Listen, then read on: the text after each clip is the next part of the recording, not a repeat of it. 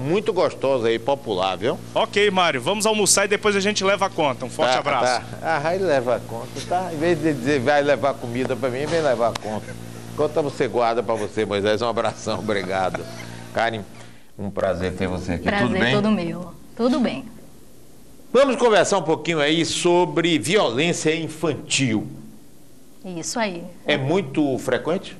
Isso é um fenômeno que já existe desde sempre, né? É algo que acompanha a nossa sociedade, a violência contra a criança e o adolescente. Por uma concepção equivocada de que a criança seria um objeto da família, né? Na hora que um pai e uma mãe têm um filho, existe uma ideia de que aquela criança, ela está à mercê de coisas boas, naturalmente, os pais bem intencionados, de educação, né? De garantir um futuro digno, como também, né? De descarrego de raivas, de uma série de situações que geram violência doméstica. Então, é algo que sempre existiu, mas que dentro dessa sociedade contemporânea nossa, onde a violência é algo que está posto em todas as camadas, ela fica bastante exacerbada, Mari. Por isso que esse espaço aqui é de fundamental importância para que a gente possa estar discutindo e levando isso para a população mesmo. Agora, isso significa que a maior parte da violência contra criança e adolescente é dentro de casa, é doméstico? Sem dúvida nenhuma, sem dúvida nenhuma. Nós temos estatísticas dos programas de atendimento que, infelizmente, nós não temos a cultura ainda de pesquisar, né? A Bahia ainda está muito atrasada nesse ponto. Então, os dados que nós temos são os dados dos próprios centros especializados de atendimento. SEDECA, Projeto Viver, os programas Sentinela do interior do estado. 85% dos casos de violência contra criança e adolescente, eles são cometidos pela família. Pai, mãe, padrasto, tio, mas sempre dentro de um âmbito doméstico, de um âmbito de pessoas conhecidas. Isso é o mais grave dentro dessa situação. Agora, dentro desses 85%, quanto é violência sexual, mais ou menos? Ah, bastante. Eu não sei te dizer precisamente... Está perturbando aí você conversando?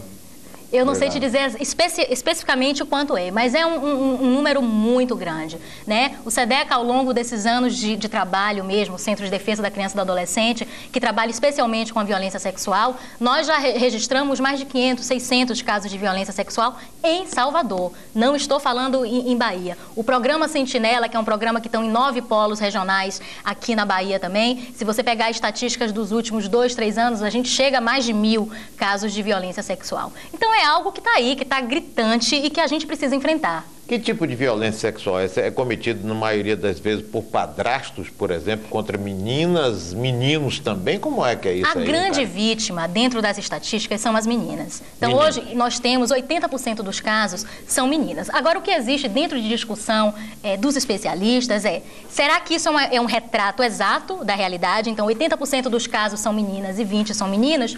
Ou será que é mais difícil para um menino, por uma questão de preconceito, de toda essa sociedade machista, trazer à tona que um homem, que um garoto, foi vítima de violência sexual? Então tem essa discussão dentro do meio. Até que ponto é difícil para um homem, um menino, admitir que foi vítima de violência sexual? Por todo o preconceito, né? Nós temos casos de meninos que foram vítimas de violência sexual, que trouxeram à tona essa situação, deram queixa, mas que acabou vazando dentro das comunidades, e as pessoas das comunidades, ao invés de servir de um aporte, né, de um suporte a essa criança, revitimizava através de chacotas, de brincadeiras pejorativas, de uma série de situações que realmente só fez expor mais esse menino. Então, eu penso que essas situações contribuem nessa leitura dessa estatística. Agora, de que forma a gente pode combater isso?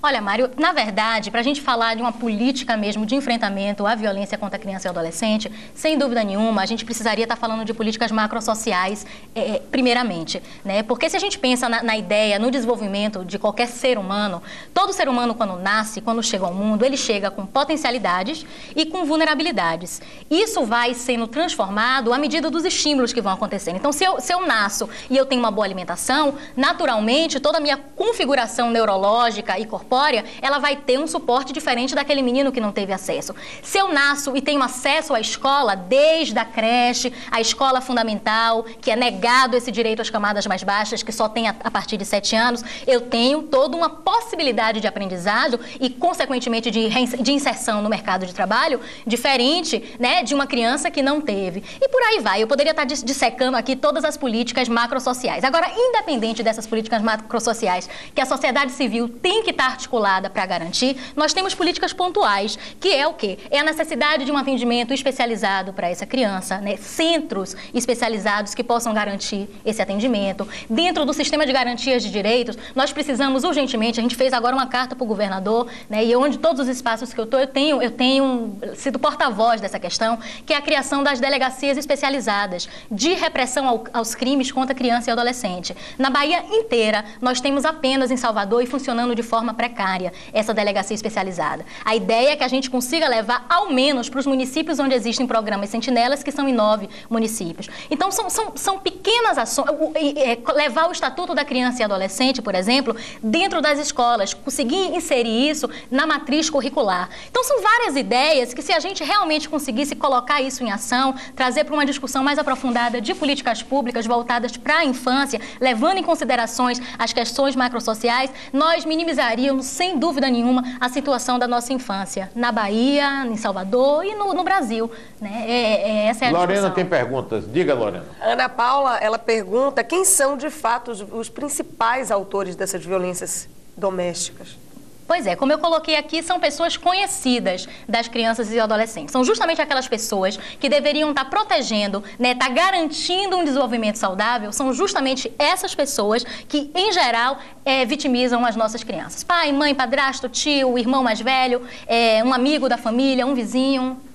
E o Jackson, ele pergunta como os pais podem descobrir, de que maneira eles podem descobrir se seus filhos estão sofrendo alguma violência doméstica. Sem dúvida nenhuma, abrindo um canal de comunicação desde a tenra idade com a criança. Então, se você tem um canal de comunicação aberto com seu filho, você vai conseguir chegar, né, nesse tipo de situação o mais rápido possível. Então, se você busca o diálogo, se você consegue mostrar que você é alguém com a capacidade de suportar qualquer coisa que chegue de seu filho, você vai ter a possibilidade de estar trabalhando com isso. E observando, obviamente, mudanças bruscas de comportamento. Então, uma criança que é muito quieta e que de uma hora para outra passa a ficar agressiva, ou que ela tem um determinado rendimento escolar e que cai esse rendimento escolar, isso significa um sinal amarelo, se a gente fizer uma analogia com semáforo, né, os sinais de trânsito. Alerta. E na hora que alguma criança dá um sinal de alerta, cabe aos pais chegar junto mesmo. E chegar como pai, com a autoridade que os pais precisam ter.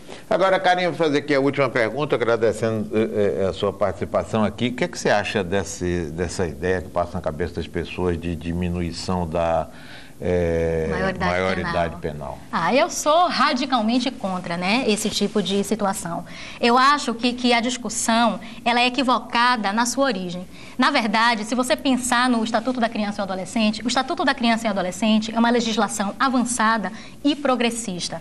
Se, de fato, as coisas que estão garantidas no Estatuto da Criança e Adolescente, elas fossem asseguradas, que é o acesso ao quê? À escola, à educação, à saúde, à segurança. Se tudo isso fosse, de fato, garantido, a situação dos adolescentes em conflito com a lei, que é o que puxa muito as pessoas que são a favor dessa redução, nada disso existiria. Então, a gente ataca equivocadamente a lei, quando, na verdade, nós deveríamos estar usando essa ira, né, essa força social dos que são contra a favor da redução da maioridade penal, para estar garantindo e exigindo políticas que garantam isso. E não é só isso, não. Tem a questão também das medidas socioeducativas. Será que, de fato, eu falo para aqueles que já cometeram um ato infracional, será que nós, sociedade, né, governo, nós estamos dando chance para que esse menino, de fato, ele seja ressocializado? Será que essas unidades, que deveriam ser unidades educativas, né, socioeducativas, o nome já diz, e hoje a característica principal dessas unidades são unidades prisionais. Então você tem um equívoco na base, e aí a gente pega o sintoma, que é o efeito dessa ausência de política, que é o que a gente observa hoje na nossa sociedade, que é, de fato, meninos de 17 anos cometendo roubos, assassinatos, crimes mais graves, mas que, na verdade, ele está só reproduzindo toda uma conjuntura muito maior. Então, essa é a minha posição. Karen, muito obrigado. Muito obrigada a você. Muito obrigado. Eu podia dar o 0800 do Claro, SEDECA? claro. Então tá, é 0800 284 5551. Então qualquer tipo de denúncia de violência contra criança e adolescente, nós temos um centro especializado com psicólogos, assistentes sociais, musicoterapeutas, advogados que trabalham gratuitamente nesse sentido de estar dando todo o suporte necessário para você. Seja você criança que está assistindo em casa, que esteja passando por uma situação dessa e que esteja sem saber, né, como é que eu vou conseguir fazer isso se quem me violenta é o agressor. Seja você mãe que está numa situação sem saber como lidar, um vizinho, médicos, professores, qualquer cidadão tem o dever de estar denunciando a violência contra criança e adolescente. Eu acho que esse é o recado. Obrigado, Karen. Nós vamos para o intervalo comercial. A gente volta já já.